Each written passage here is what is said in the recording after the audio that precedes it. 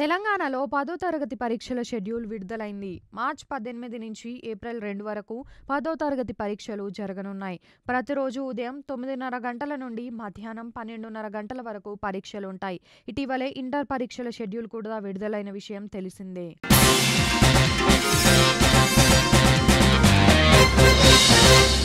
దేశంలో కరోనా కేసులు రోజురోజుకు పెరుగుతున్నాయి. కొత్త సబ్ వేరియంట్ బయటపడడంతో వైరస్ వ్యాప్తి వేగంగా పెరుగుతోంది. గడిచిన 24 గంటల్లో దేశవ్యాప్తంగా 841 మందికి వైరస్ పాజిటివ్గా తేలింది. దీంతో దేశంలో యాక్టివ్ కేసుల సంఖ్య 4,309కి చేరింది. దాదాపు 7 నెలల తర్వాత ఈ స్థాయి కేసులు నమోదయ్యాయని అధికారులు తెలిపారు.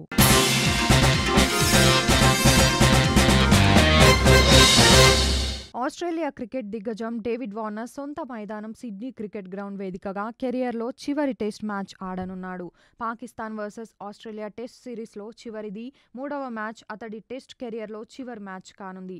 జనవరి 3న మొదలు కానున్న ఈ మ్యాచ్కు ఆస్ట్రేలియా తుది జట్టుని 3 రోజుల ముందుగానే ప్రకటించింది.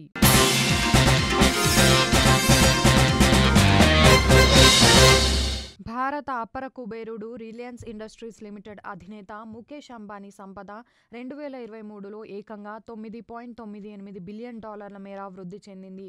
దీంతో ఆయన నికర సంపద విలువ $97.1 బిలియన్ పెరిగి భారత్లో అత్యంత సంపన్న వ్యక్తిగా మరోసారి నిలిచారని బ్లూంబర్గ్ రిపోర్ట్ వెల్లడించింది. ప్రపంచ కుబేరుల జాబితాలో ఆయన 13వ స్థానంలో నిలిచారని తెలిపింది.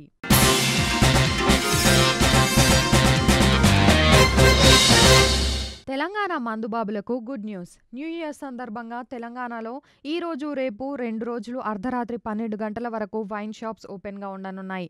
ఈ మేరకు అధికారిక ప్రకటన చేసింది తెలంగాణ సర్కార్. అటు ఆంధ్రప్రదేశ్ రాష్ట్రంలోని మందుబాబులకు అదిరిపోయే శుభవార్త చెప్పింది జగన్మోహన్ రెడ్డి ప్రభుత్వం. అర్ధరాత్రి 12 గంటల వరకు మద్యం దుకాణాలు ఓపెన్ చేసుకోవచ్చని తెలిపింది.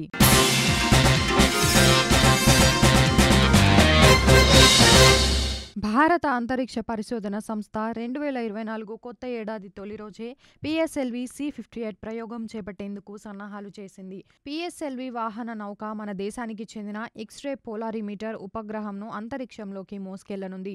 ఇందుకు సంబంధించి సతీష్ ధావన్ స్పేస్ సెంటర్ షార్ శ్రీహరికోటలో కౌంట్డౌన్ ప్రక్రియ ఆదివారం ఉదయం 8:10 ప్రారంభమైంది. ఈ ప్రక్రియ 25 గంటల పాటు కొనసాగి సోమవారం ఉదయం 9:10 పిఎస్ఎల్వి C-58 వాహన నౌక షార్లోని మొదటి ప్రయోగ వేదిక నుంచి నింగిలోకి దూసుకెళ్లనుంది. ఇది ఎక్స్పోసాట్స్ కక్షలోకి వదిలిపెట్టిన తర్వాత PS-4 10 ఇతర పేలోడ్లను హోస్ట్ చేయనుంది.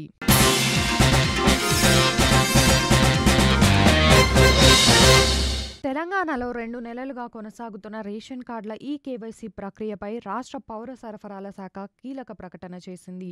రేషన్ కార్డుల ఈకేవైసీకి జనవరి 31 తుది గడువని స్పష్టం చేసింది. ఈ మేరకు ఆ శాఖ కమిషనర్ దేవేందర్ సింగ్ చౌహాన్ శనివారం ఉత్తర్వులు జారీ చేశారు.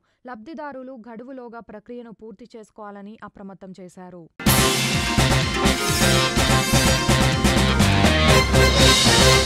తెలంగాణలోని పంచాయతీలో బడి ఉండాలని ముఖ్యమంత్రి రేవంత్ రెడ్డి స్పష్టం చేశారు. బడి లేని పంచాయతీ తెలంగాణలో ఉండొద్దని డాక్టర్ బిఆర్ అంబేద్కర్ తెలంగాణ రాష్ట్ర సచివాలయంలో జరిగిన విద్యాశాఖ సమీక్షలో అన్నారు. తెలంగాణ రాష్ట్రంలో ఎంత చిన్న గ్రామమైనా మారుమూల తండా అయినా తప్పకుండా ఒక ప్రభుత్వ పాఠశాల ఉండాల్సిందే. ఏ ఒక్క బాలుడు కానీ బాలిక కానీ చదువుకై ఇతర గ్రామాలకు పట్టణాలకు పోయే పరిస్థితి ఉండొద్దు. విద్యార్థులు లేరనే నెపంతో మూసివేసిన అన్ని పాఠశాలలను తెరిపించాలి. ఎంతమంది పిల్లలున్నా ప్రభుత్వ పాఠశాలను నడపాల్సిందే అని సీఎం ఆదేశించారు.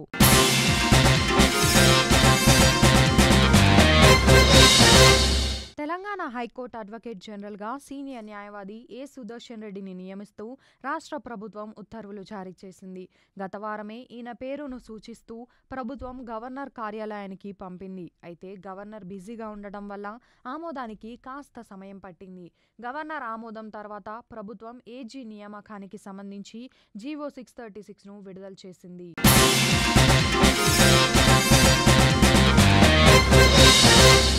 ఆదివారంతో 2023 సంవత్సరం చరిత్రలో కలిసిపోనుంది. మరికొన్ని గంటల్లోనే నూతన ఏడాది 2024 మొదలు కానుంది. కొత్త ఏడాదికి గ్రాండ్‌గా వెల్కమ్ చెప్పేందుకు యువత ఇప్పటికే సన్నద్ధమయ్యారు. వీకెండ్ ఆదివారం రావడంతో యువతలో మరింత జోష్ కనిపిస్తోంది. అయితే నిబంధనలకు విరుద్ధంగా మద్యం సేవించి రోడ్లపై హంగామా సృష్టించే వారికి అడ్డుకట్ట వేయాలని తెలంగాణ పోలీస్ శాఖ నిర్ణయించింది. ఈ మేరకు కీలక ఆదేశాలు జారీ అయ్యాయి.